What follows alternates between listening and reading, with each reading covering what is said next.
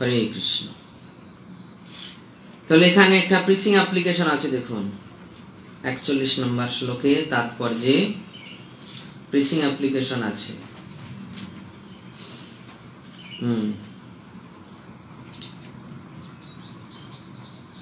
ভক্তি যোগ সাধন করলে তাদের বংশানুক্রমিক রীতিনীতি অনুষ্ঠান করার প্রয়োজন নেই।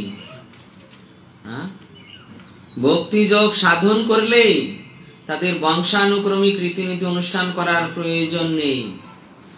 মানে কি? এই বংশানুক্রমিক রীতিনীতি, কুলধর্ম, সামাজিক ধর্ম, তারপরে শ্রাদ্ধ, যজ্ঞ, তর্পণ করতে হবে না। ও পাহাড়পুরের ক্লাসটায় বলেছিলাম, মনে আছে? হ্যাঁ, মনে আছে? হ্যাঁ। তারপর সিদ্ধান্ত হয়েছিল কি, গৃহস্থ ভক্তদের করতে হবে লোকশিক্ষার জন্য। গৃহস্থ ভক্তদের লোকশিক্ষার জন্য করতে হবে, সমাজে যাতে শৃঙ্খলা বজায় থাকে, বিশৃঙ্খলা দেখা না দেয়।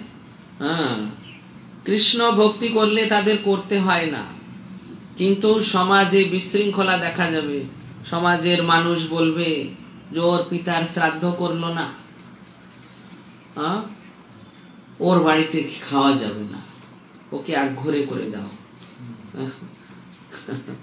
এরকম সামাজিক ভাবে বয়কট করবে, বিশৃঙ্খলা দেখা দেবে। এই জন্য ওই লোক শিক্ষার জন্য লোক ধর্ম পালন করতে হবে।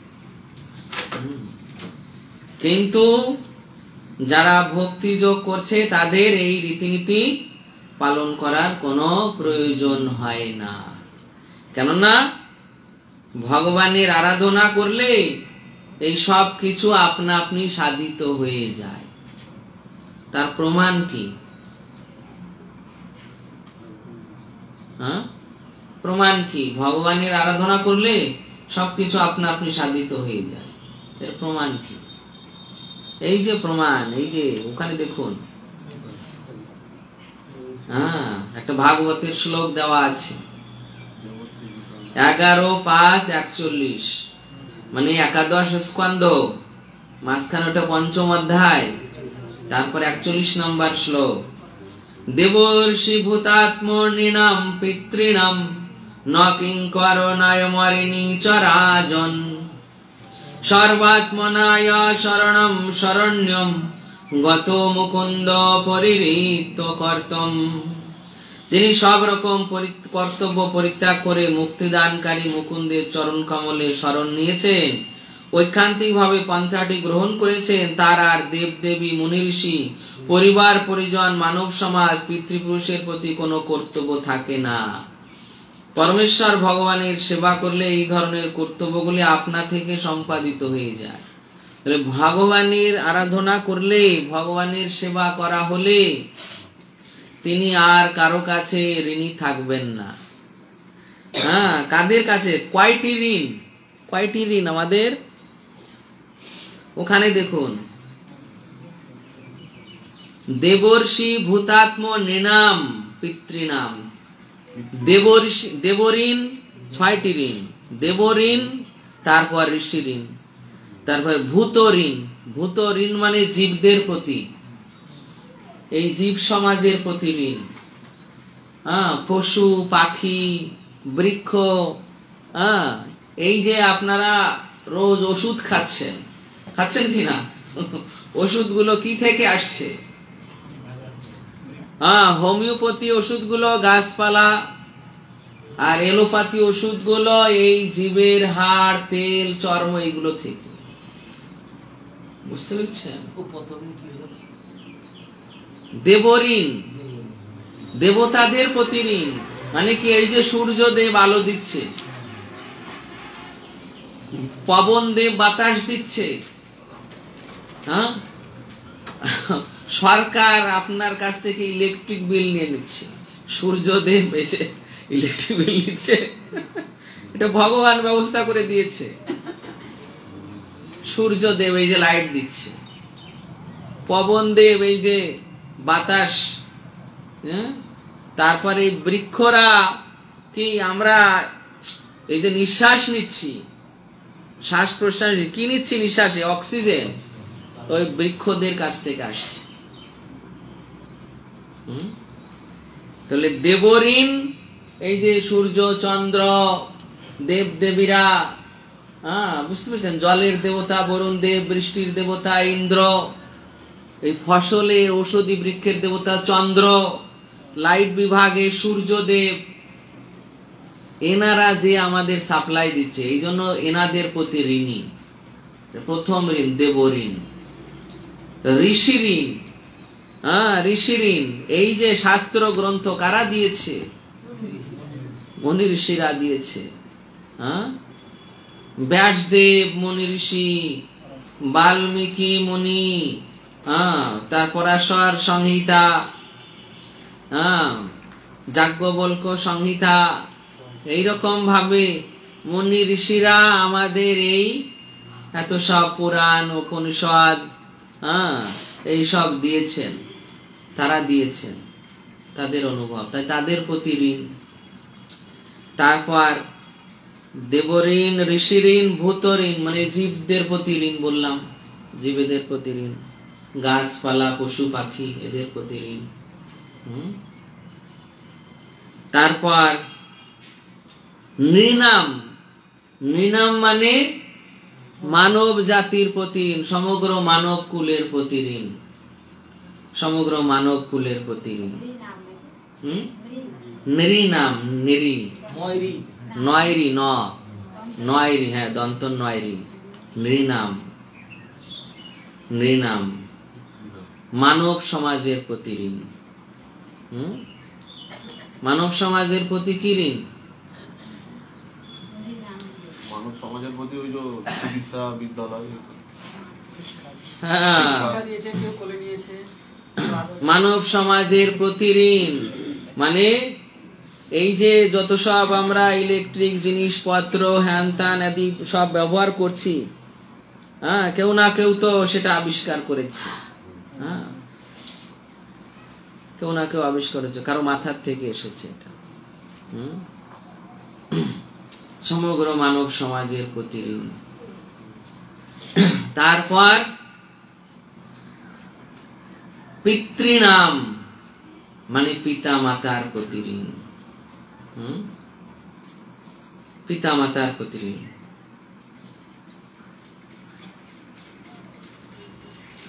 ভূতাপ্ত, আপ্ত রয়ে গেছে, আপ্ত মানে পরিবার বর্গের প্রতি ঋণ, ওই যে ভূতাপ্ত, ভূতাপ্ত। দেবঋণ, ঋষি ঋণ, ভূত ঋণ, আপ্ত ঋণ। আপ্ত ঋণ মানে পরিবার পরিজন, পরিবার পরিজনের প্রতি ঋণ। পরিবার আমাদের মনে করুন মাসি পিসি,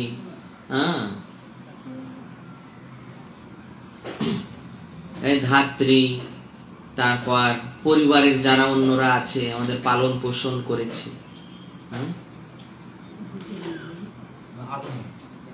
পরিবার পরিজন, পরিবার পরিজনদের প্রতি ঋণ, পরিবার পরিজনদের প্রতি ঋণ। সমগ্র মানব কুলের প্রতি ঋণ। আর পিতা মাতার প্রতি ঋণ, পিতা মাতার প্রতি ঋণ।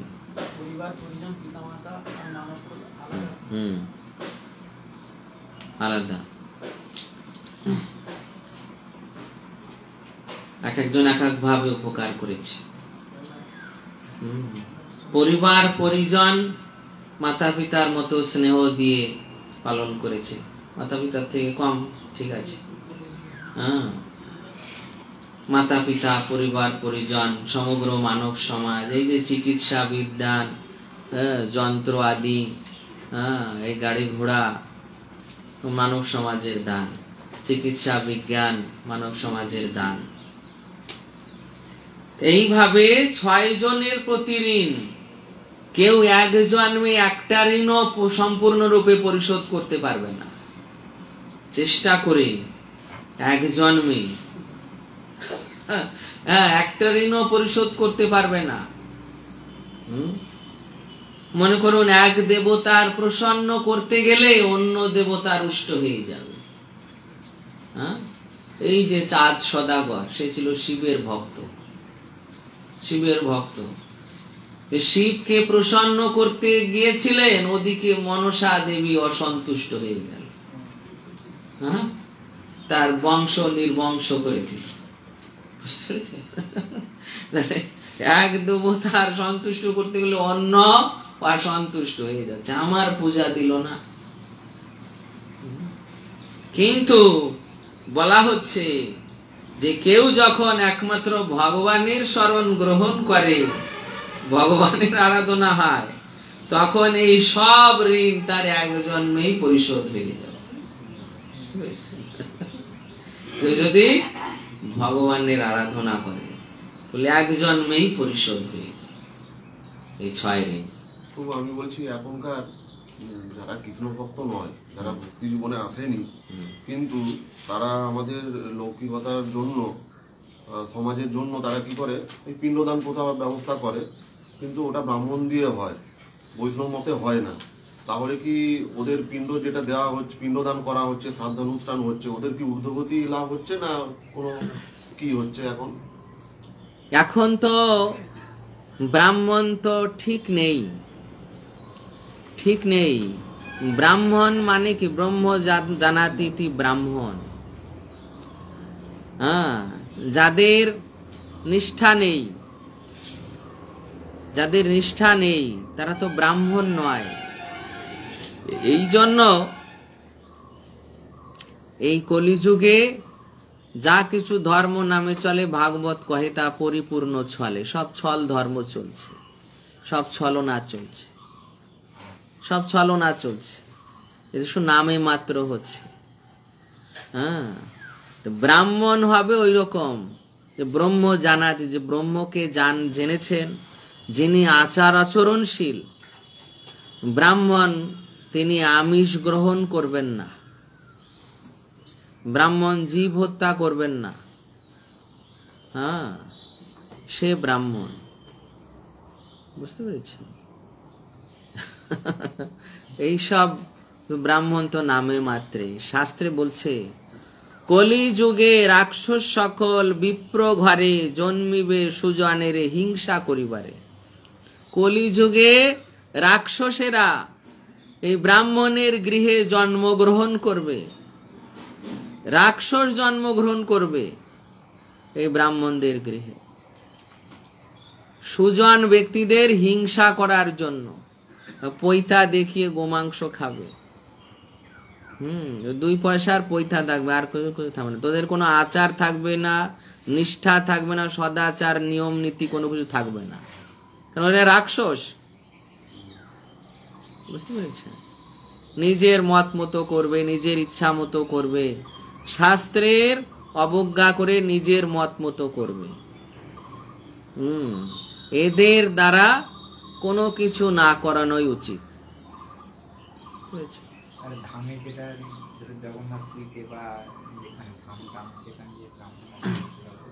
সেখানে ব্রাহ্মণেরা যাদের দিয়ে করাতে হবে ওই রকম নিষ্ঠাপরায়ণ ব্রাহ্মণ দিয়ে করাতে হবে। যেখানে ধামে করাতে হবে নিষ্ঠাপরায়ণ ব্রাহ্মণ দিয়ে করাতে হবে, নিষ্ঠাপরায়ণ ব্রাহ্মণ যারা এই সাধারণ আদর্শ মানে, যে আমিষ ভোজী নয়, হ্যাঁ, আমিষ ভোজী নয়, নিয়ম নীতি পালন করছে, সেই সমস্ত ব্যক্তিদের দিয়ে করাতে হয়। যদি ভগবানের ভক্ত হয় তাহলে তো ভালো।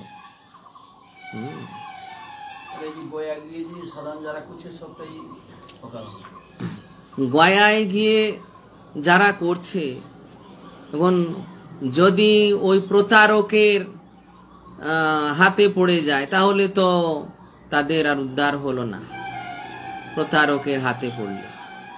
বুঝতে পেরেছেন? তবে ধামে কি, যে ধামে মনে করুন ভগবানের ভক্ত থাকে, এখন আমাদের ভক্তরা মায়াপুরে করে, যে কোনো জায়গায় গঙ্গায় করে, ভক্ত দিয়ে করায়, ভক্ত দিয়ে করাতে হবে। হ্যাঁ, প্রতারণার শিকার হয়ে লাভ নেই। যাদের মধ্যে নিয়ম নিষ্ঠা নেই, সদাচারী নয়, তারা ব্রাহ্মণ নয়, সোজা কথা। তারা ব্রাহ্মণ নয়, তাদের দিয়ে কোনো কিছু করানোর প্রয়োজন নেই।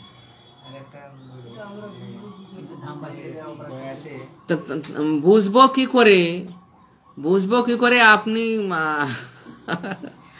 আপনার জ্ঞান যদি থাকে আপনি বুঝতে পারবেন না যে সে সদাচার পালন করছে কিনা।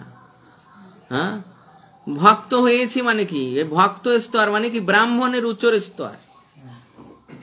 ভক্তের স্তর মানে ব্রাহ্মণের ঊর্ধ্বের স্তর, বৈষ্ণব স্তর। যে বৈষ্ণব, যে ভগবানের ভক্ত, যে ভগবানের নাম জপ করছে, সেই রকম কোন ব্রাহ্মণ দিয়ে করাতে হবে। মনে করুন আমাদের এখন এই সমস্ত কার্য আমাদের ইস্কন থেকে হচ্ছে, তো ইস্কন থেকে যারা ব্রাহ্মণ দীক্ষিত আছে তাদের দিয়ে করাতে হবে। ব্রাহ্মণ দীক্ষিত গৃহস্থ ভক্ত তাদের দিয়ে করাতে হবে। যদি ভগবানের ভক্ত অত কিছু জানে না, সে যদি ভগবানকে নিবেদন করে অন্তত প্রসাদও তার উদ্দেশ্যে অর্পণ করে, সেটা সে পেয়ে উদ্ধার হয়ে যাবে। বুঝতে পেরেছেন? তাই এইরকম ভগবানের ভক্তদের দিয়েই করাতে হবে। এই কারণ জাগতিক ব্রাহ্মণ এদের আচরণ শুদ্ধ নয়, এদের সদাচারী নয়, অসদাচারী।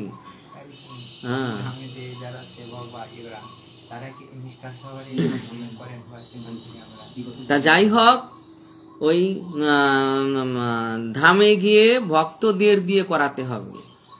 ধামে গিয়ে ভক্তদের দিয়ে করাতে হবে। বিভিন্ন জায়গায় আছে তো, ভক্তদের দিয়েই করাতে হবে। আর যারা নিয়ম নিষ্ঠাবান ব্রাহ্মণ তাদের দিয়ে করাতে হবে। যদি কেউ নিয়ম নিষ্ঠাবান ব্রাহ্মণ থাকে তাদের দিয়ে করাতে হবে, নয় ভক্তরা যারা নিয়ম ব্রাহ্মণ দীক্ষিত আমাদের সঙ্গে, মোটামুটি সে বিষ্ণু ভক্ত। আগেকার দিনে এই যত পূজা হতো, ওই ব্রাহ্মণেরা দেখেছেন আপনাদের পূর্বপুরুষের, ওই তারা সব শালিগ্রাম নিয়ে পূজা করাতে আসতেন। শালিগ্রাম নিয়ে তারা অন্য কারো হাতে খেতেন না, ওই তারা নিজেরা রান্না করে ওই শালিগ্রামকে ভোগ লাগাতেন, তারপর ওই দেবীকে দেবতা থেকে নিবেদন করতেন, তারপর ওটা খেতেন। মানে ভগবানকে নিবেদন করে তারপর দেবতাদের নিবেদন করতেন। ভগবানের প্রসাদ, ওই প্রসাদ সকলে খেতে পারে, ওই প্রসাদ আমরাও খেতে পারি, যদি তা আগে ভগবানকে নিবেদন করা হয়। বুঝতে পেরেছেন? যদি আগে ভগবানকে নিবেদন করা হয়, যদি সেটা বিষ্ণু প্রসাদ হয়, মহাপ্রসাদ হয়, ওটা পরে দেবদেবীদেরকে প্রদান করা হয়েছে, তাহলে ওই প্রসাদ আমরা সকলে খেতে পারি। এই যে পুরী ধামে জগন্নাথে, সেখানে তো এই হয়, ওই জগন্নাথে যা ভোগ লাগে সব ভোগ বিমলা দেবীর কাছে যায়। বুঝতে পেরেছেন? বিমলা দেবী মানে দুর্গা দেবী, মা দুর্গা গ্রহণ করে, তারপর সমস্ত জীবেরা পায়। বুঝতে পেরেছেন? তো নারায়ণের নিবেদিত প্রসাদ, মহাপ্রসাদ। তো এইভাবে ব্রাহ্মণের আগে শালিগ্রাম নিয়ে আসতেন, ওই রান্না করে শালিগ্রামকে নিবেদন করতেন, তারপর তারা দেবীকে অর্পণ করে গ্রহণ করতেন। ওইভাবে ওই দেবদেবীর প্রসাদ খাওয়া যায়, কিন্তু ডাইরেক্ট দেবদেবীর প্রসাদ খাওয়া যাবে না। বুঝতে পেরেছেন?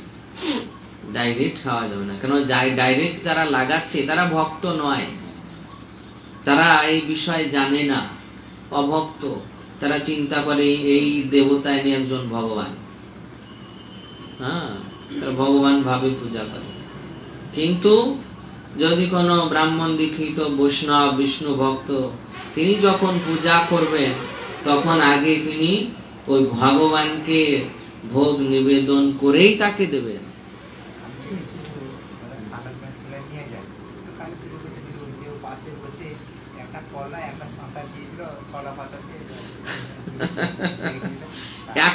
এখন এইরকম হয়ে গিয়েছে, এখন এইরকম হয়ে গেছে, কেননা এদের আর ওই সদাচার নিয়ম নিষ্ঠা নেই। বুঝতে পেরেছি? তো ওই পূর্বপুরুষের থেকে ওই ঘরে আছে, তো দেখেছে ওর বাবাকে নিয়ে যেতে, ওইভাবে নিয়ে যায়, কিন্তু ওর অত শিক্ষা দীক্ষা হয়নি, তাই এদের কি ব্রাহ্মণ না, এদের কি দ্বিজ বন্ধু বলা হয়। যেমন ভগবান শ্রীকৃষ্ণ এই দ্রোণাচার্যের পুত্র অশ্বত্থামাকে কি বলেছে? দ্বিজ বন্ধু।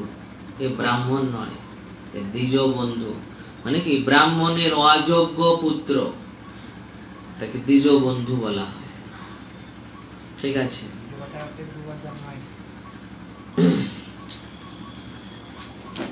দোষৈরথৈ কুলঘ্নানাম বর্ণ সংকর কারকৈ উৎসাদন্তে জাতি ধর্মা কুল ধর্মাস্য শাশ্বতা। যারা বংশের ঐতিহ্য নষ্ট করে, তার ফলে অবাঞ্ছিত সন্তানাদি সৃষ্টি করে, তাদের কুকর্মজনিত দোষের ফলে সর্বপ্রকার জাতীয় উন্নয়ন প্রকল্প এবং বংশের কল্যাণ ধর্ম উৎসন্নে যায়। বংশের কল্যাণ ধর্ম উৎসন্নে যাবে। বুঝতে পেরেছেন? এই বর্ণ সংকর উৎপন্ন হলে সর্বপ্রকার উন্নয়ন প্রকল্প, বংশের কল্যাণ ধর্ম সব উৎসন্নে যাবে, সব নষ্ট হয়ে যাবে।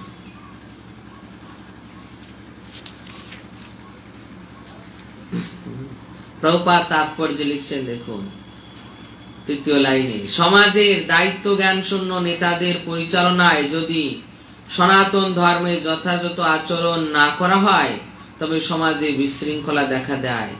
ক্রমে ক্রমে মানুষ তাদের জীবনের চরম লক্ষ্য শ্রী বিষ্ণুকে ভুলে যায়। এই ধরনের সমাজ নেতাদের বলা হয় অন্ধ। যারা এদের অনুসরণ করে তারা অবধারিতভাবে অন্ধকূপে পতিত হয়। কিভাবে মানুষ অন্ধকূপে পতিত হচ্ছে? যারা সমাজের নেতা আছে তারা ভগবান শ্রী বিষ্ণুর ভক্ত নয়, ঠিক কিনা? আছে নেতারা ভগবানের ভক্ত না, ভগবান সম্বন্ধে জানেই না, ভগবান সম্বন্ধে জানেই না, ভগবান শ্রী বিষ্ণু সম্বন্ধে জানেই না। আর এই না জানার ফলে তারাও পারে না, আর লোকদেরকে শিক্ষা দেবে কি করে? শিক্ষা দেবে কি করে?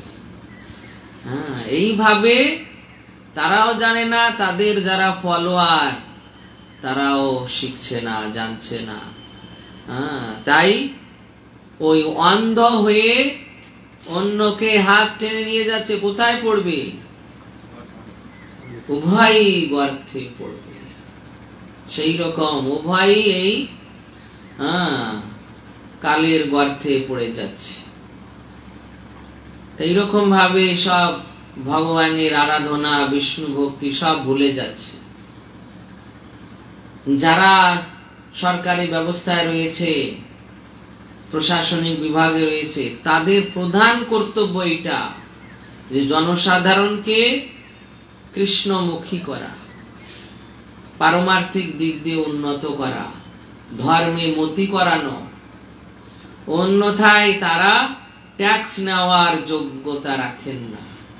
আর যদি এটা না করে তারা ট্যাক্স নেন, কর নেন, তাহলে ওই জনসাধারণের পাপের 6 ভাগের 1 ভাগ, 1/6 ওই রাজাকে নিতে হবে। পাপ, রাজার দোষে রাজ্য নষ্ট। প্রভুপাদ লিখছেন, রাজার দোষে রাজ্য নষ্ট, গৃহ নষ্ট, গৃহিণীর দোষে। রাজার দোষে রাজ্য নষ্ট, গৃহ নষ্ট, গৃহিণীর দোষে। প্রভুপাদ লিখছে, রাজার দোষে রাজ্য নষ্ট হয়। রাজা যদি অসৎ হয়, পুরো রাজ্য নষ্ট হয়ে যায়।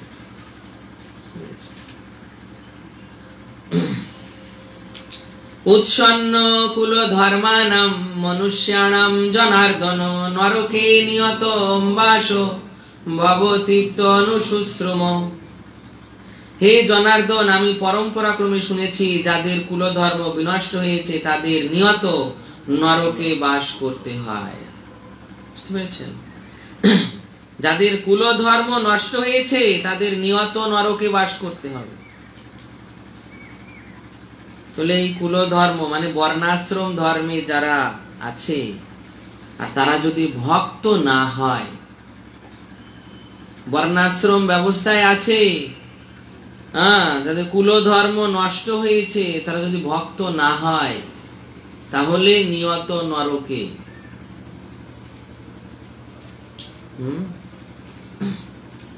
কবিরা বলে দিয়েছে কোথায় স্বর্গ কোথায় নরক, কে বলে তা বহুদূর, মানুষের মাঝেই স্বর্গ নরক, নাকি? কবিরা বলে দিয়েছে, তাই আর স্বর্গ নরক নিয়ে মানুষ মাথা ঘামায় না। ও কি হবে পরে দেখা যাবে, পরে দেখা যাবে। পরে যে কি দেখা যাবে তার কেউ রিপোর্ট দিতে পারবে না। মানে নরকে গিয়ে এইরকম শাস্তি ভোগ ধোলাই পানিশমেন্ট হবে যে আর কেউ রিপোর্ট দিতে পারবে না। সেখান থেকে কোনো রিপোর্ট আসবে না। তাকে ওই একলাকেই নিয়ে যাবে, সেখানে যে কি পানিশমেন্ট, পানিশমেন্ট সাজা, ভয়ঙ্কর অবস্থা। ভগবান শ্রী বিষ্ণু তাই একবার তার কানে ওই নরকের আওয়াজ এসেছে, তিনিও দুঃখ অনুভব করছেন পাপীদের চিৎকার চেঁচামেচি শুনে। বুঝতে পেরেছি? গরম তেলের কড়াইতে জীবন্ত তাকে ভাজছে। গরম তেলের কড়াইতে জীবন্ত পকোড়ার মতো ভাজছে,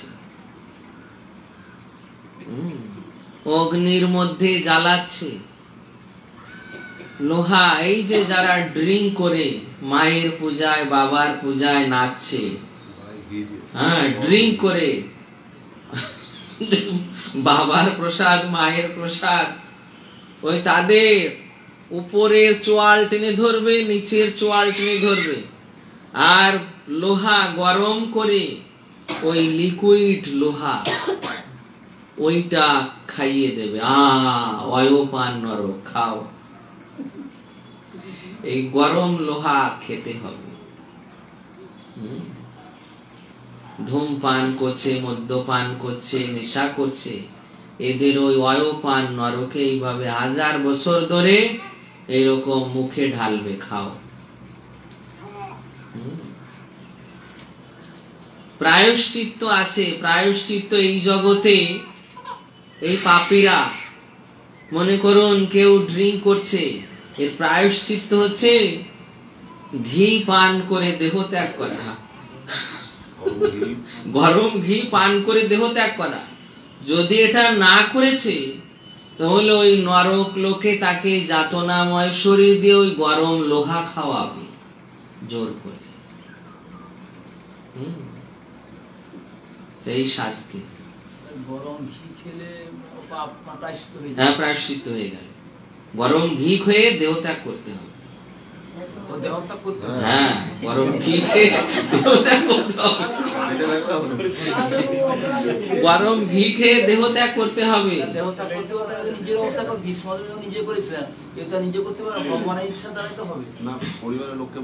গরম ঘি খাওয়ালে সে কি বাঁচবে? গরম ঘি খাওয়ালে সে কি বাঁচবে? সে তো বাঁচবে না, সে তো মারাই যাবে। এখানে গরম ঘি না খেলে ওখানে গরম লোহা খেতে হবে, তারও ভয়াবহ ব্যাপার। আর ওই শরীরে মরবে না, তখন মরলে তো বেঁচে গেল। ওই শরীরে যন্ত্রণা ভোগ করতে হবে। ওইটা এমন শরীর, যাতনাময় শরীর। ওই মাথা কেটে দেবে, মাথা কেটে দেবে, বোঝো ঠেলা, মাথা কেটে দেবে।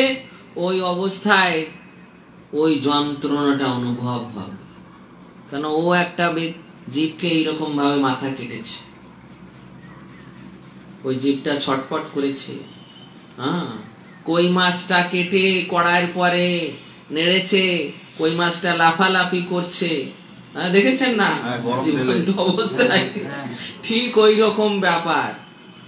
ওই রকম তামার কড়াইতে তেল জাল দিচ্ছে, তার ভিতরটাকে ওই রকম চোবাবে উঠাবে, চোবাবে উঠাবে, মরবে না। তাহলে যারা এরকম জীব হত্যা করেছে, প্রায়শ্চিত্ত করেনি, মারা গিয়েছে, তাদের তো এই দুঃখ ভোগ রয়েছে। কে দেখছে? তখন জিজ্ঞাসা করতে হবে, কে দেখেছে তুমি যে শাস্তি ভোগ করেছো, কে দেখেছে? তা যারা এরকম মানছে না, শুনছে না, তাদের জন্য যে এই দুঃখ ভোগ রয়েছে, ওই সব এই যে এখন এখানে যেমন ভিডিও হচ্ছে, এই আমরা যে যেখানে যা কিছু করছি সব ভিডিও হয়ে যমরাজের অফিসে যাচ্ছে। কি গুহার মধ্যে হই, কি জলের তলায় হই, কি অন্ধকার গৃহে হই, যে যেখানে যা করছে সব ভিডিও অডিও হয়ে যমরাজের অফিসে গিয়ে ডাউনলোড হয়ে থাকছে। তাকে যখন টেনে হিচড়ে নেওয়া হবে, দেখো তোমার সারা জীবনের ভিডিও, তুমি কি করেছো। কিন্তু কেউ যখন ভক্তিতে যুক্ত হয়ে গেল, তখন ওই সব ডিলিট, ওই সবগুলো মুক্ত হয়ে গেল। কেউ যদি ভক্তিতে যুক্ত হয়ে গেল, অন্যথায় এই পাপের বোঝা মাথায় নিয়ে যেতে।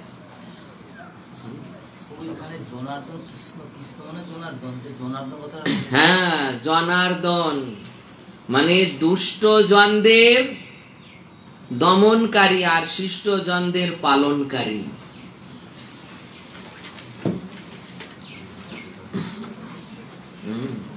দুষ্ট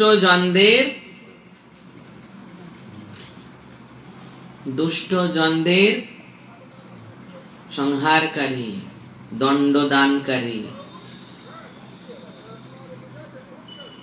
আর শিষ্ট জনদের পালনকারী।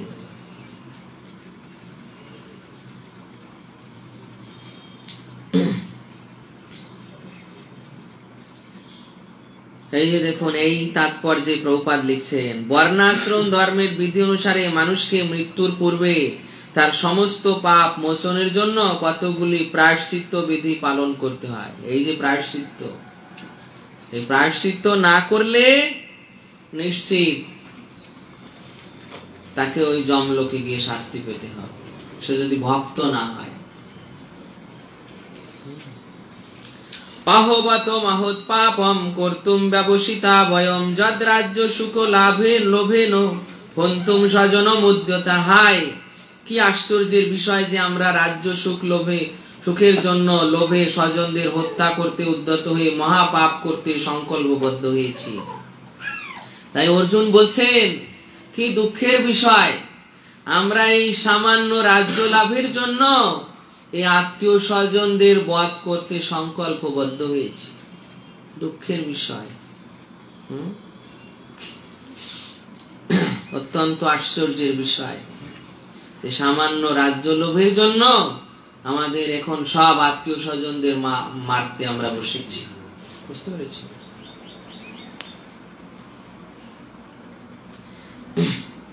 যদি মাম প্রতিকার শস্ত্রম শস্ত্র পাণয় ধার্তরাষ্ট্রার অনেহন্মুস্তন্মেক্ষেমতরম ভবে। প্রতিরোধ রহিত ও নিরস্ত অবস্থায় আমাকে যদি শস্ত্রধারী ধৃতরাষ্ট্রের পুত্রেরা যুদ্ধে বধ করে, তাহলে আমার অধিকতর মঙ্গলই হবে। তাহলে আমি এই আত্মীয় স্বজনদের বধ করতে পারবো না হে কেশব। বরঞ্চ আমাকে যদি বধ করে তাহলে বরঞ্চ আমার মঙ্গল, আমি তাদের বধ করতে পারবো না। কিন্তু অর্জুন যে কথা বলছেন এটা ক্ষত্রিয় নীতির বিরুদ্ধ আচরণ। দেখুন তারপর যে প্রথম লাইন, ক্ষত্রিয় রীতিনীতি অনুসারে নিয়ম আছে যে শত্রু যদি নিরস্ত হয় অথবা যুদ্ধে অনুচ্ছিক হয় তবে তাকে আক্রমণ করা যাবে না। কিন্তু শত্রুরা তো ওখানে নিরস্ত নয়, অস্ত্রধারী। শত্রুরা তো অস্ত্রধারী, তাহলে তুমি কেন অস্ত্র ত্যাগ করবে? এটা তো ক্ষত্রিয় নিয়ম নয়। তোমার সামনে, তুমি ক্ষত্রিয় বীর, তোমার সামনে অন্য ক্ষত্রিয় বীরেরা যদি অস্ত্র ধারণ করে তাহলে তোমাকে অবশ্যই যুদ্ধ করতে হবে। তো ওরা অস্ত্র ধারণ করে আছে, তোমাকে যুদ্ধ করতে হবে। কিন্তু এটা না করে অর্জুন চিন্তা করছে যে ওরা যদি অস্ত্র নিয়ে আমাকে মেরেও ফেলে আমিও তাদের মারবো না, কারণ আমার আত্মীয় স্বজন। তাহলে আত্মীয় স্বজনের ভয়ে কর্তব্য কর্ম থেকে পিছিয়ে যাচ্ছে। ও আমার এই আত্মীয় স্বজন না বলছে, তাহলে জপ করার দরকার নেই, নিরামিষ খাওয়ার দরকার নেই, ভগবানের পূজা করার দরকার নেই। আত্মীয় স্বজন বলছে, বাধা দিচ্ছে, কি করব প্রভু? আত্মীয় স্বজন মানা করছে, তাহলে জপ করার দরকার নেই, ভগবানের সেবা করার প্রয়োজন নেই, এত সব ঝামেলা, ভোগ লাগিয়ে খেতে হবে, ও করতে হবে, এত সব ঝামেলা কে করে? আত্মীয় স্বজন মানা করছে। তাহলে কর্তব্য কর্ম থেকে পিছিয়ে আসার ভয়, পিছিয়ে আসার চেষ্টা করছে। কর্তব্য কর্ম কি? ওইগুলোই কর্তব্য কর্ম। একজন ভক্তের কর্তব্য কর্ম ভগবানের সেবা করা, জপ করা, ভগবানকে নিবেদন করে গ্রহণ করা, ভক্তি যোগ করা, এই তার কর্তব্য কর্ম। আর আত্মীয় স্বজন এসে বাধা দিচ্ছে, তাহলে অর্জুনের সিদ্ধান্ত হচ্ছে যে আমি আত্মীয় স্বজনদের কথা অমান্য করতে পারবো না, তাদের মারতে পারবো না, তাদের আদেশ লঙ্ঘন করতে পারবো না, অতএব এই সব যুদ্ধ করা আমার দ্বারা হবে না।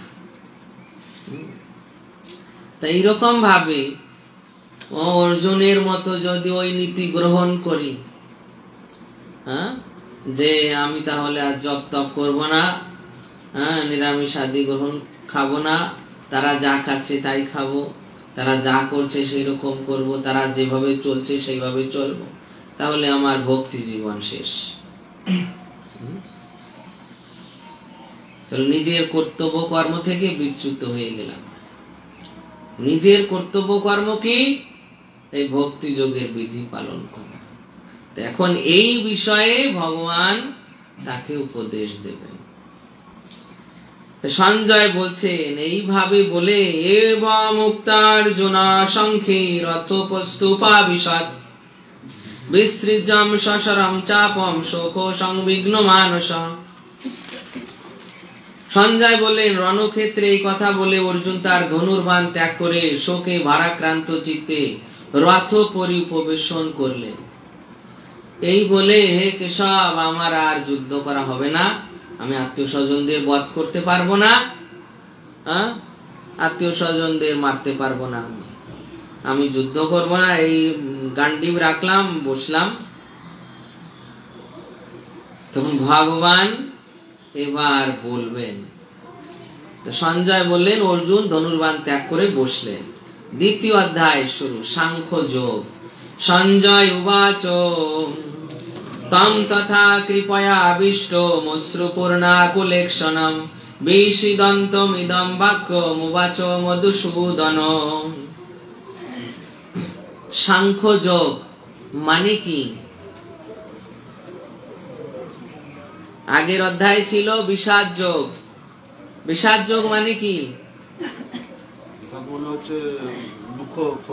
দুঃখ ভারাক্রান্ত মন, বিষাদগ্রস্ত মন, বিষাদ এসে উপস্থিত হয়েছে অর্জুনের মনে, বিষাদ যোগ, বিষাদ যুক্ত হয়েছে, দুঃখ, কষ্ট, অনুশোচনা, অনুতাপ, শোক অর্জুনের মনে যুক্ত হয়েছে।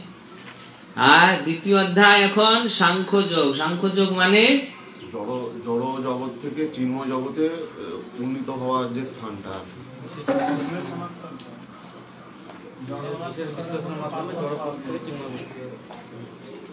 হ্যাঁ বলুন।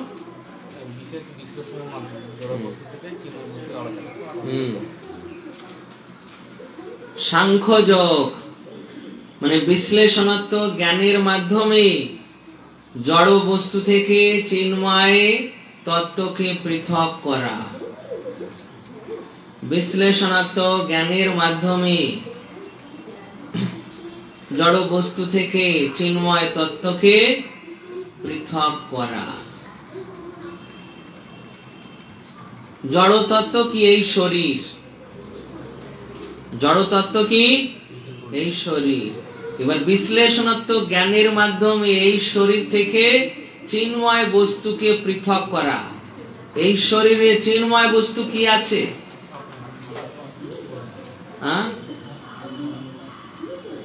এবং জড় বস্তু কয়টা আছে? জড় বস্তু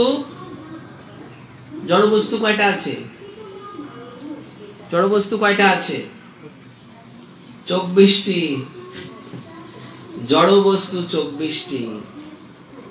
কি কি?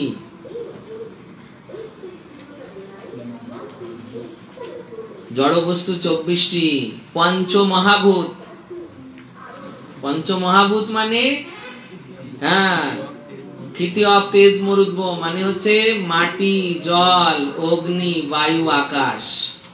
এই পঞ্চমহাভূত। ক্ষিতি অব তেজ মরুদ্ভ, পঞ্চমহাভূত, এই 5টি। তারপর পঞ্চকর্মেন্দ্রিয়। পঞ্চকর্মেন্দ্রিয় বাক, পানি, পাদ, পায়ু, কোষ্ঠ, পঞ্চকর্মেন্দ্রিয়। পঞ্চ জ্ঞানেন্দ্রিয় চক্ষু, কর্ণ, নাসিকা, জিহ্বা, ত্বক, পঞ্চ জ্ঞানেন্দ্রিয়। চক্ষু, কর্ণ, নাসিকা, জিহ্বা, ত্বক। আর পঞ্চ তন্মাত্র মানে পঞ্চ বিষয়, রূপ, রস, শব্দ, স্পর্শ, গন্ধ। এই হলো 20, 4 5 20। আর মন, বুদ্ধি, অহংকার। মন, বুদ্ধি, অহংকার, রূপ, রস, শব্দ, স্পর্শ, গন্ধ, পঞ্চতন্মাত্র। এরপরে আসছে কি? মন, বুদ্ধি, অহংকার। মন, বুদ্ধি, অহংকার সূক্ষ্ম তত্ত্ব। আর প্রধান 3 গুণের সাম্যাবস্থা, বলে প্রধান। 3 গুণের সাম্যাবস্থা। 3 গুণ, এই যে সত্য, রজ, তম, এই 3 গুণের সমান অবস্থা। 3 গুণের সাম্যাবস্থা প্রধান বলে।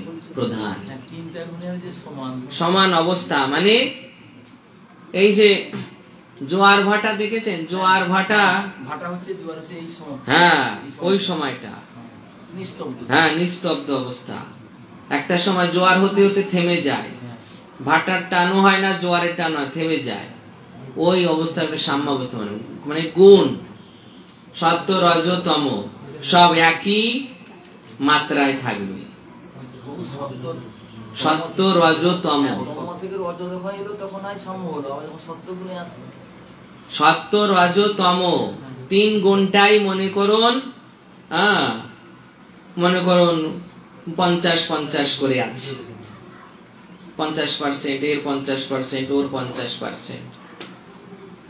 এটাকে সাম্যাবস্থা বলা হয়। যখন একটা বেড়ে যাবে, মনে করুন সত্য গুণটা 60%, ওই অবস্থাকে তখন প্রকৃতি বলে। যে কোনো একটা বেড়ে গেলে। আর যখন সমান অবস্থায় থাকবে 3টে, তখন প্রধান বলে। প্রধান মন, বুদ্ধি, অহংকার প্রধান। 24, এই 24টি জড়। এই 24টি জড়। তারপর 25, 26। 26 নাম্বার তত্ত্ব হচ্ছে পরমাত্মা। আমি কি পরমাত্মা? না, আমি পরমাত্মা নই। 25 নাম্বার তত্ত্ব জীবাত্মা। আমি হচ্ছে ওই জীবাত্মা। মানে আগে বিশ্লেষণ করে বাদ দেওয়া হলো। আমি পঞ্চমহাভূত? না, আমি পঞ্চমহাভূত না, বাদ। আমি পঞ্চকর্মেন্দ্রিয়? আমি কি হাত? আমি কি হাত? এটা আমার হাত, আমি হাত না। বুঝতে পারলে? এটা আমার হাত, আমি হাতটা না। বুঝতে পারলেন? এটা আমার হাত মানে আমি মানে আত্মা, আত্মার হাত, আত্মার জড় শরীর, এটা হাত, আমি হাত না। তো এই আমি পঞ্চ মহাভূত নই, আমি পঞ্চ কর্মেন্দ্রিয় নই, আমি পঞ্চ জ্ঞানেন্দ্রিয় নই, আমি পঞ্চ বিষয় নই, আমি মন নই, আমি বুদ্ধি নই, আমি অহংকার নই, আমি প্রধান নই, আমি পরমাত্মাও নই। প্রথমে ওই 24টা গেল, আমি জড় তত্ত্ব নই। এইবার দুইটি চিন্ময় তত্ত্ব, আত্মা পরমাত্মা। তো 26 নাম্বার পরমাত্মা, আমি পরমাত্মা নই। পরমাত্মা তো ভগবান, ভগবানের অংশ। বাকি থাকলো কি? জীবাত্মা। তাহলে আমি জীবাত্মা। এইরকম বিশ্লেষণাত্মক জ্ঞানের মাধ্যমে এই জড় তত্ত্ব থেকে চিন্ময় বস্তুকে পৃথক করা, একে বলা হয় সাংখ্য যোগ। বুঝতে পারলেন? পরের ক্লাসে জিজ্ঞাসা করব, দেখি আপনাদের মনে থাকে কেমন। লিখছেন না, মনে থাকে কেমন জিজ্ঞাসা করব।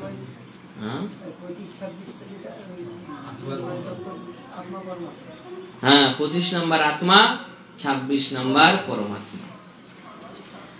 সঞ্জয় উবাচ তম তথা কৃপয়া আবিষ্ট মশ্রুপূর্ণাকুলেক্ষণম বিষিদন্তমিদম বাক্যমুবাচ মধুসূদন। সঞ্জয় বললেন, অর্জুনকে এইভাবে অনুতপ্ত ব্যাকুল অশ্রুসিক্ত দেখে কৃপায় আবিষ্ট হয়ে মধুসূদন বা শ্রীকৃষ্ণ এই কথাগুলি বললেন। মধুসূদন, মধুসূদন নামের তাৎপর্য দেওয়া হয়েছে। দেখুন, শ্রীকৃষ্ণ মধু নামক দৈত্যকে হত্যা করেছিলেন। এখানে অর্জুন চাইছেন যে অজ্ঞাতরূপী দৈত্য তাকে তার কর্তব্য কর্ম থেকে বিরত রেখেছে, তাকে যেন শ্রীকৃষ্ণ হত্যা করেন। যে দৈত্যরূপ অজ্ঞানতা, বুঝতে পেরেছেন? অর্জুন মানে সঞ্জয় ওটা বলতে চাইছে যে অর্জুনের এই অজ্ঞানতা কি দৈত্যের ন্যায় তাকে অজ্ঞান করে রেখেছে। তো শ্রীকৃষ্ণ মধুসূদন তিনি যেমন মধু নামক দৈত্যকে বধ করেছিলেন, মধু নামক দৈত্যকে বধ করেছিলেন। জয়দেব গোস্বামীর গোবিন্দ গীত গোবিন্দে আছে, মধুমূর নরক বিনাশন গরুরাসন সুরকুল কেলি নিদান জয় জয় দেব হরে। মধু মূর নামক দৈত্যকে তিনি বধ করেছিলেন। হে দেব তোমার জয় হোক, হে হরি তোমার জয় হোক। তাই ভাবে মধু মূর নরক এদের বধ করেছিলেন। মধুকে বধ করেছিলেন এই জন্য মধুসূদন, মধু দৈত্যের সংহারকারী। তাই অর্জুন কে মানে এখানে অর্জুন চাইছেন যে তুমি যেমন মধু নামক দৈত্যকে বধ করেছিলে, তদ্রূপ আমার মধ্যে যে অজ্ঞানতরূপী দৈত্য তাকেও যেন তুমি বধ করো। তারপর একটি উপমা দিচ্ছেন, দেখুন প্রভুপাদ, যে মানুষ ডুবে যাচ্ছে তার পরনের কাপড়ের প্রতি করুণা প্রদর্শন করা নিতান্তই অর্থহীন, তেমন যে মানুষ ভব সমুদ্রে পতিত হয়ে হাবুডুবু খাচ্ছে তার বাইরের আবরণ জড় দেহটিকে উদ্ধার করলে তাকে উদ্ধার করা হয় না। বুঝতে পারছেন কি বলা হলো? আপনারা বাড়িতে কেউ পাখি পুষেছেন খাঁচার ভিতর? পাখি পোষেননি? আগে পোষা হয়েছে, সেটাই বলছি। এখন কেন পুষবেন? আগে পুষেছেন টিয়া পাখি, ময়না পাখি, শালিক পাখি, আরো কত কি।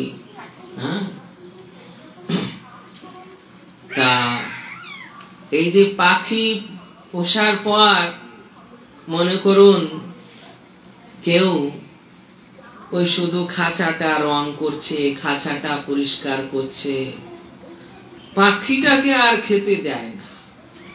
কি হবে? পাখি হরে কৃষ্ণ হয়ে যাবে বলছে,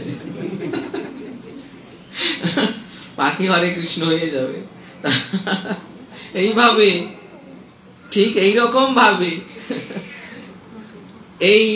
এই যে আমরা দেহটাকে পরিষ্কার পরিচ্ছন্ন করছি, দেহটার যত্ন নিচ্ছি, দেহটাকে খাওয়াচ্ছি, পরাচ্ছি, সাবান সন ক্রিম লাগাচ্ছি, দেহটাকে ঘষছি, মাজছি, পরিষ্কার করছি, কিন্তু ভিতরে যে আত্মা আছে তাকে না খাবার দেওয়া, না জল দেওয়া, কোনো কিছু দেওয়া নেই, কি হবে? আত্মাকেও তো কিছু দিতে হবে। ওই পাখি যেমন খাঁচার ভিতরে হয়েছে, পাখিকে কিছু খেতে দিতে হবে, নয়তো মারা যাবে। আত্মাকেও তো দিতে হবে। তাই এখানে ওটাই বলছে যে পরনের কাপড়ের প্রতি করুণা প্রদর্শন, মানে পরনের কাপড় মানে কি? আমার এই শরীরটার প্রতি করুণা প্রদর্শন হচ্ছে, কিন্তু আমি যে ব্যক্তি, আমি আত্মা, ওর প্রতি করুণা প্রদর্শন হচ্ছে না। মানে ওটা বদ্ধ হয়ে আছে, তো বদ্ধ হয়ে আছে, খেতেও দিচ্ছি না আর বদ্ধ করে রেখেছি, কি হবে? মারা যাবে। তো সেই রকম যদি আমার প্রতি করুণা প্রদর্শন করতে হয়, তো ওই যেমন খাঁচার ভিতর পাখিকে খাবার জল খাবার দিতে হবে, তদ্রূপ আমার আত্মাকেও জল খাবার দিয়ে একে উদ্ধার করতে হবে, একে এই বদ্ধ দশা থেকে মুক্ত করতে হবে, তাহলেই আমার প্রকৃত উপকার করা হবে। বুঝতে পারলেন? মানে কি, আত্মা এই যে আবদ্ধ হয়ে আছে, একে এখান থেকে উদ্ধার করতে হবে। আত্মা আবদ্ধ হয়ে আছে, এর প্রতি কাউকে কৃষ্ণ ভাবনামৃতে যুক্ত করে দেওয়া, কৃষ্ণের সেবায় যুক্ত করে দেওয়া। তাহলে সেই কৃষ্ণ নাম করবে, কৃষ্ণ সেবা করবে, কৃষ্ণ লীলামৃত পান করবে, এই হচ্ছে তার আত্মার আহার। বুঝতে পারলেন? তাহলে আমার আত্মার আহার কি? কৃষ্ণ নাম, কৃষ্ণ কথা, কৃষ্ণের বাণী, লীলা, শ্রবণ, কীর্তন, এইগুলো হচ্ছে আমার আহার। এইগুলো যদি কাউকে ব্যবস্থা করে দেওয়া হয়, তাহলে তার আত্মা এই বদ্ধ অবস্থা থেকে মুক্ত অবস্থায় চলে যাবে। বুঝতে পেরেছেন? তাই এখানে বলা হচ্ছে যে যে মানুষ ডুবে যাচ্ছে, তার পরনের কাপড়ের প্রতি করুণা প্রদর্শন করা নিতান্ত অর্থহীন। মনে করুন নৌকায় করে যাচ্ছে সমুদ্র দিয়ে, কি নদী দিয়ে, কয়েক বন্ধু মিলে যাচ্ছে, একজন হঠাৎ পড়ে গেল, আরে ওর কাপড়টা বাঁচা, ওর কাপড়টা বাঁচা, ওর কাপড়টা টেনে তোল। কেউ ওর কাপড়টা টেনে তুলছে, তাহলে বুদ্ধিমানের কাজ না ওকে বাঁচানো? বুদ্ধিমানের কাজ, ওকে বাঁচানো। তো এইরকম ওকে বাঁচানো মানে ওই ব্যক্তিকে বাঁচানো। তাই কোন জীবকে বাঁচানো মানে তার জীব সত্তাকে বাঁচানো, তার আত্মাকে বাঁচানো। তার আত্মাকে রক্ষা করো, আত্মা বদ্ধ হয়ে পড়ে আছে, মানে তাকে কৃষ্ণ ভাবনামৃতে যুক্ত করে দাও, তাহলেই সে মুক্ত হবে ওই বদ্ধ অবস্থা থেকে। হরে কৃষ্ণ। দ্বিতীয় শ্লোক, ভগবান এইবার অর্জুনকে উপদেশ দিচ্ছেন। উপদেশ দিচ্ছেন মানে আদরের সহিত নয়, যেমন ঝাড় দিয়ে উপদেশ দেয় সেই রকম। কুতস্ত্বা কস্মলমিদম বিষমে সমুপস্থিতম অনার্য দুষ্ট মসর্গ মকীর্তি মুকরম অর্জুন।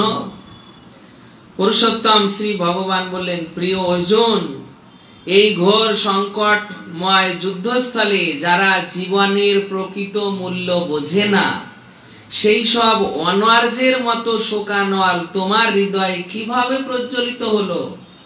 এই ধরনের মনোভাব তোমাকে স্বর্গলোকে উন্নীত করবে না, পক্ষান্তরে তোমার সমস্ত যশ রাশি বিনষ্ট করবে। মানে তুমি অনার্যের মতো আচরণ করছো কেন? তুমি অনার্যের মতো ব্যবহার করছো কেন? অনার্যের মতো শোক করছো কেন? হ্যাঁ, আর্য আর অনার্য, আর্য কাদের বলে? জীবনের প্রকৃত মূল উদ্দেশ্য সম্পর্কে যারা অবগত নয় তাদেরকেই আর্য বলা হয়, অনার্য বলা হয়।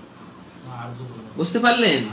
না, যারা হ্যাঁ যারা উদ্দেশ্য সম্পর্কে জানে তারা আর্য, আর যারা নিজের উদ্দেশ্য সম্পর্কে অবগত নয় তারা অনার্য।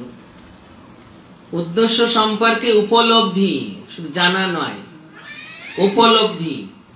উপলব্ধি মানে ওটা করে জেনেছেন। আর সাধারণ জ্ঞান হচ্ছে আমি বই পড়ে জানলাম যে কৃষ্ণ ভগবান, কৃষ্ণের সেবা করতে হয়, কৃষ্ণের ভক্ত হতে হয়, কিন্তু হলাম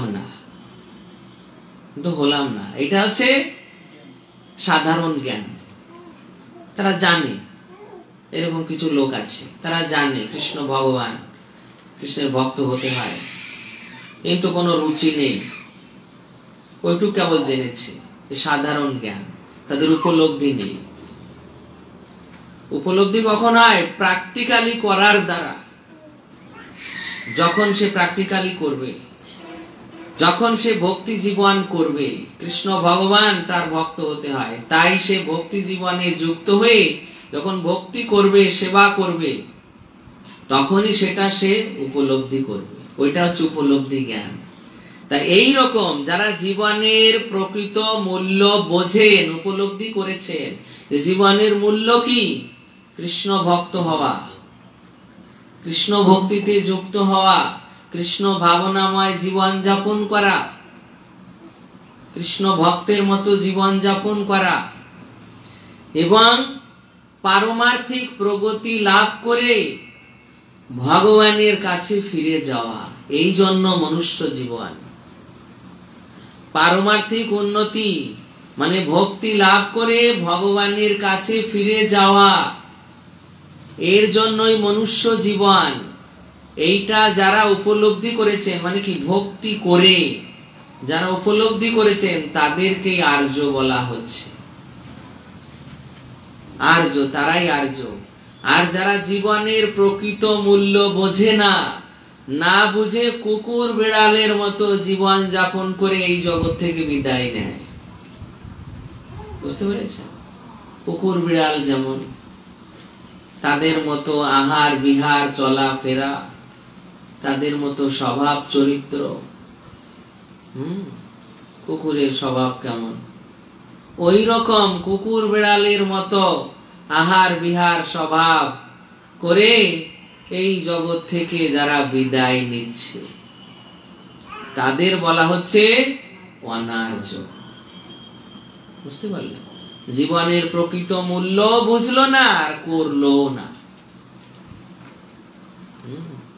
কুকুর বিড়ালের মতো খেয়ে পরে বংশ বিস্তার করে চলে গেল কুকুর বিড়াল। তাই সেই ধরনের লোকদের বলা হচ্ছে কি অনার্য। তাই ভগবান তাকে বলছে যে অনার্যর মতো শোকানল তোমার মধ্যে এলো কি করে। তা এখানে প্রথমে প্রভুপাদ তাৎপর্যে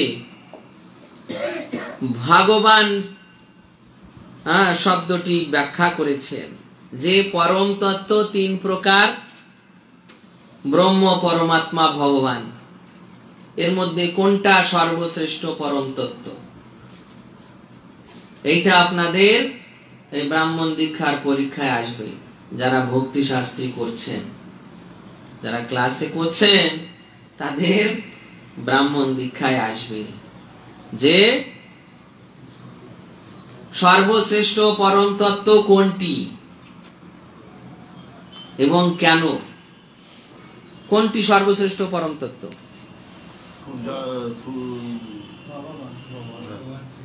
ভগবান কেন?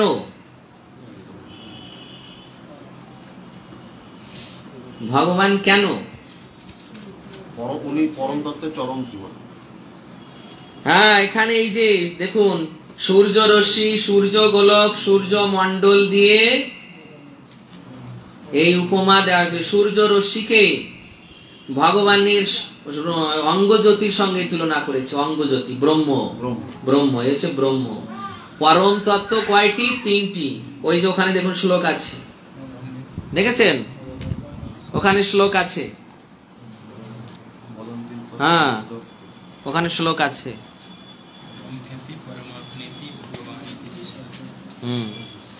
ওখানে সব শ্লোক আছে।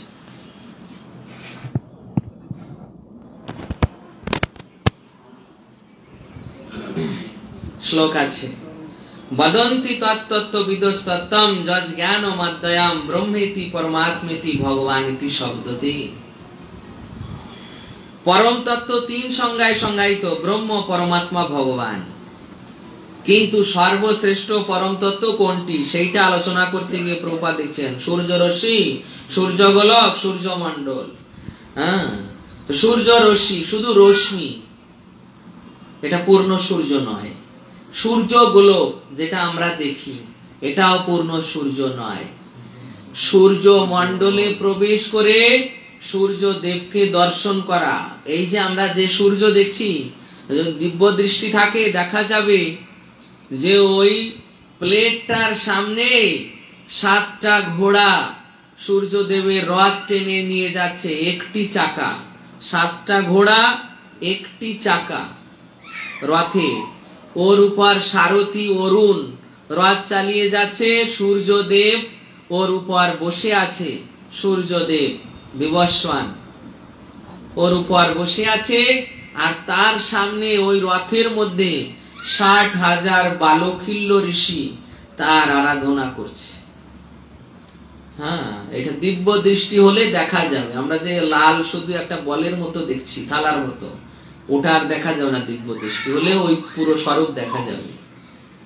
তো গোলটা দেখা মানে কি? পূর্ণ দর্শন নয়। বুঝতে পেরেছি? এইরকম ভাবে যেমন সূর্য মণ্ডল সম্বন্ধে জানলে সূর্যের সম্পূর্ণ প্রকাশ জানা যায়, তদ্রূপ ভগবান সম্বন্ধে জানলে পরম তত্ত্বের সমস্ত কিছু জানা যায়। তদ্রূপ সেই রকম ভাবে প্রমাণিত হয় ভগবানই সর্বশ্রেষ্ঠ পরম তত্ত্ব। তারপর 14 অধ্যায়ে 27 নম্বর শ্লোকে ভগবান প্রমাণ দিচ্ছে। 14 অধ্যায় 27 শ্লোকে, ব্রহ্মণ্য প্রতিষ্ঠাহম, আমি নির্বিশেষ ব্রহ্মের প্রতিষ্ঠা বা আশ্রয়, আমি নির্বিশেষ ব্রহ্মের উৎস।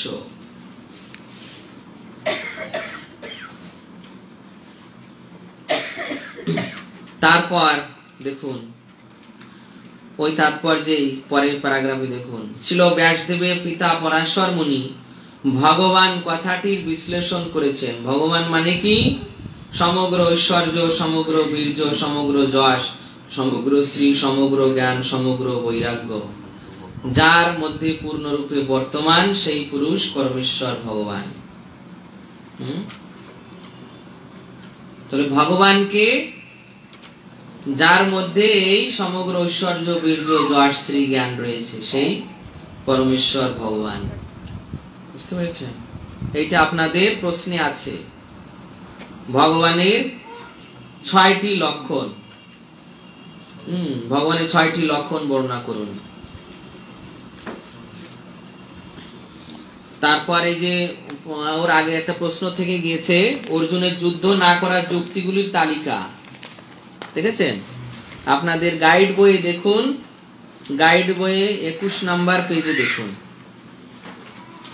গাইড বইয়ে হ্যান্ডবুক, যেটা হ্যান্ডবুকে দেখুন 21 নাম্বার পেজে দেখুন, উপরের যে খোপটা, হ্যাঁ, অর্জুনের যুদ্ধে প্রবৃত্ত না হওয়ার লক্ষণ দেখুন। 1 নাম্বার করুণা, 2 নাম্বার উপভোগ, উপরের যেটা রয়েছে 5টা কারণ রয়েছে দেখুন। ওই যে করুণা, উপভোগ, পাপের প্রতিক্রিয়া, রাজবংশের ধ্বংস, সিদ্ধান্তহীনতা। পেয়েছেন? এই যে উপরেরটা,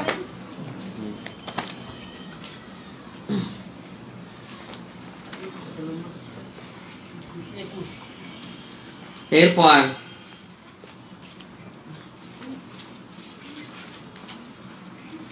আচ্ছা সময় তো ওভার হয়ে গেছে। দ্বিতীয় শ্লোক, তারপর দেখুন ওখানে শ্রীকৃষ্ণই হচ্ছেন পরমেশ্বর ভগবান, ওই ঠিক ওর পরে ওই প্যারাগ্রাফেই দেখুন শ্রীকৃষ্ণ হচ্ছেন পরমেশ্বর ভগবান। পেয়েছেন? এইটাকে কি বলে? এটা হচ্ছে প্রিচিং অ্যাপ্লিকেশন। শ্রীকৃষ্ণই হচ্ছেন পরমেশ্বর ভগবান, প্রিচিং অ্যাপ্লিকেশন। PR পাশে PR লিখে রাখুন, PR প্রিচিং অ্যাপ্লিকেশন।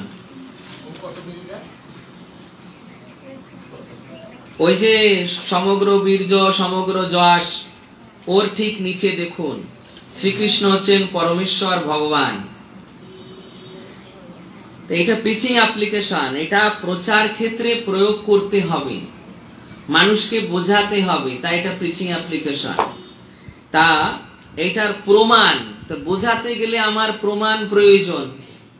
শ্রীকৃষ্ণ যে ভগবান, এটা বোঝাতে গেলে প্রমাণ প্রয়োজন। ওই রকম প্রমাণ দিয়েছে ব্রহ্ম সংহিতা থেকে, ঈশ্বর ও পরম কৃষ্ণ। এটা আপনাদের ব্রাহ্মণ দীক্ষায় আছে যে কৃষ্ণ যে ভগবান, তার প্রমাণ কি?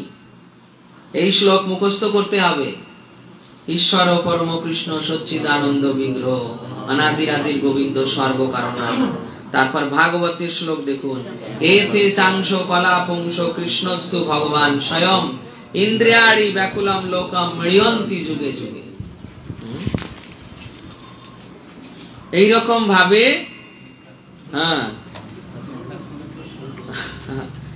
কেন এই ব্রাহ্মণ দীক্ষায় ভক্তি শাস্ত্রী জরুরি করেছে? এই জন্য যে এই ভক্তি শাস্ত্রী করলে এগুলো সব পারা যাবে, জানা যাবে। বুঝতে পেরেছেন? তা অবশ্যই এইগুলো পড়বেন। আর আজকে এই পর্যন্তই থাকছে, এই পর্যন্তই থাকছে, দ্বিতীয় শ্লোক পর্যন্ত থাকছে।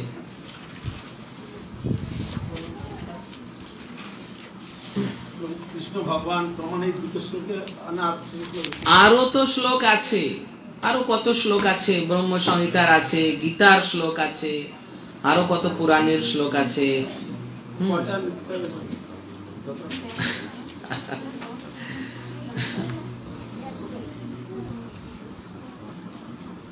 মিনিমাম দুটো, ম্যাক্সিমাম আপনি যেটা করেন ঠিক আছে, মিনিমাম দুটো, কমপক্ষে দুটি। যাই হোক, হ্যাঁ শ্লোক তো দেওয়া যাবে, শ্লোক দেওয়া যাবে। যারা শ্লোক দিবেন। আর কারো কোনো জিজ্ঞাসা আছে কিনা?